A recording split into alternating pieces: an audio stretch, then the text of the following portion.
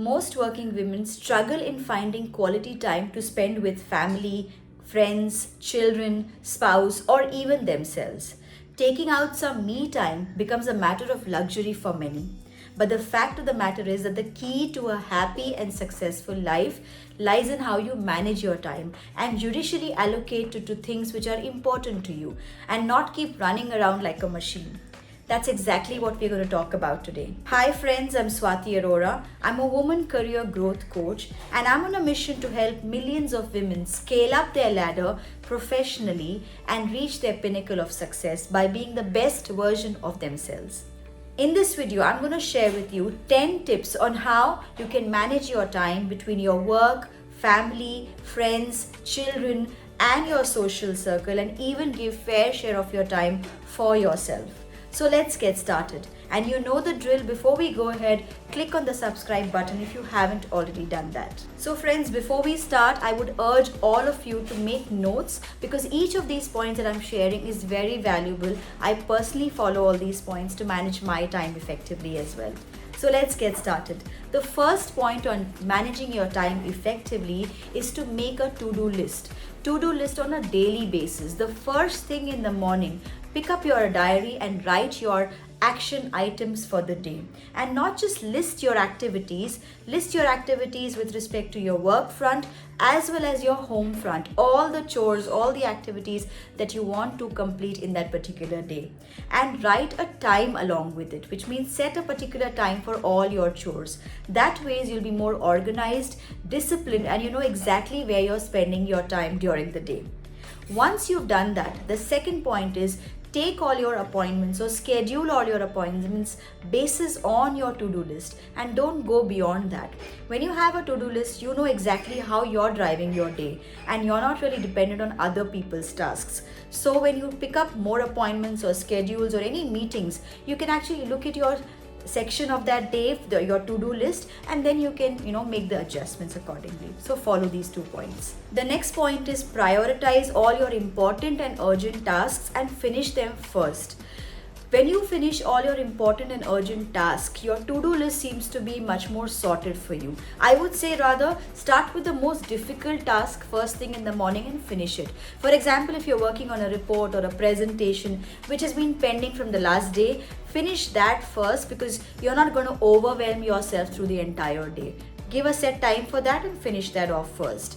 The next one is learning to say no. Most working women are pressed with time because they take on more work.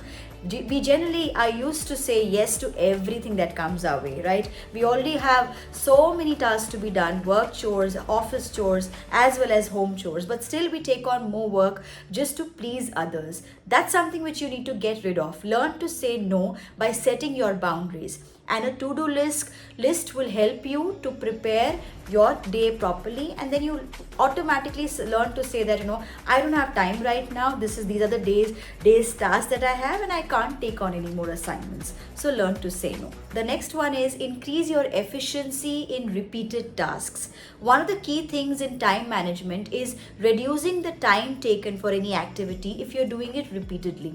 For example, if you're working on Excel or if you're working on a PowerPoint presentation and you know that the first time you worked on that presentation took you about 2 hours, probably you were learning the trick, probably you were learning how to embed charts or videos, etc. The next time you need to learn those tricks and techniques and become better at it, become efficient at it, so that it doesn't take you 2 hours. The same presentation or the same report takes you 1.5 hours or less than that. In that way, what will happen is you'll actually spend lesser time doing the repeated tasks and you'll get more time for other activities. The next one is learn to delegate. Most women don't delegate any task. We want to do everything ourselves.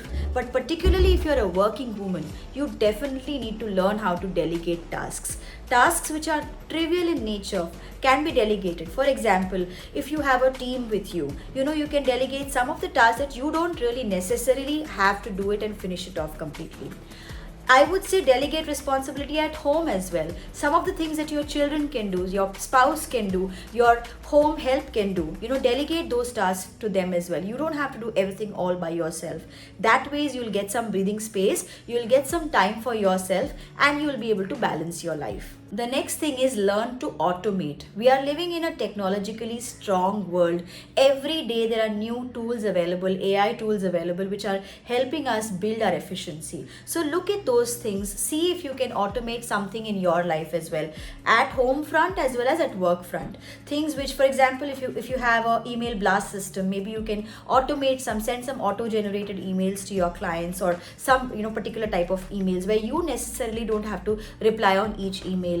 If you can automate something at home, maybe sending a notification or an alarm for your children or anyone else, see how you can automate things in your life so that you can be kind of build more time for yourself. So try and do that. The next one is sleep pattern. Make sure that you are an early riser and an early to sleep person, because what happens is, if you don't sleep on time, if you're burning the midnight oil trying to complete some assignment of work, and you get up late in the morning, automatically your entire schedule goes for a toss. So someone who's getting up early in the morning, you can have a very chalked out, planned out day, and you can have a much better time managed for yourself. The next one is have at least 1 hour per day for yourself, like a me time. Make that also part of your to-do list. And in that 1 hour, it could be early in the morning, it could be late in the night, or whatever time of the day, whichever is best suitable for you. But in that 1 hour, you have to dedicate it only for yourself. Work-life balance starts with spending time with yourself. So make sure you spend some time with yourself, either doing whatever things you like, either meditation or yoga, or maybe going to the gym or swimming, or just introspection, just journaling as well. Whatever you feel best, but spend that time with yourself without any distractions. And the last but not the least point is plan your weekend well ahead in time. We are very, very stressed out because we are working women. We are always, the rigmarole is going on, right? 9 to 6, 9 to 7 work hours, rushing back home, cooking for our family, then again preparing for the next day. Where do we get time to spend quality time with our friends, family, children, and also with ourselves? That's only over the weekend. So make sure you're excited about the weekend ahead. Make sure you plan something every weekend, whether it is small or large, it's up to you completely. A small vacation, or maybe some dinner time with your family, or maybe something that you want to do special. But a weekend planned well ahead in time really gives you a lot of motivation to drive through the entire week and makes your work life a little more balanced. So try this out. So friends, those were the 10 tips on how you can manage your time being a working woman to maintain a work-life balance. I hope you liked the video, and I'm sure you'll follow some or all of these points. I urge you to do that because they have really worked out for me in my life to be able to manage a good life for myself. I'm sure if you also try this out, you'll really have some benefits out of it. Let me know in the comment section which of the points you have followed and how do you feel about it. And if you want to hear something more from me, please do let me know in the comment section. I'll be waiting to see that. Okay, and next time I will come back with some more interesting topics around this thing only. So I'll be coming back next week. Till then, you take care of yourself. Bye bye.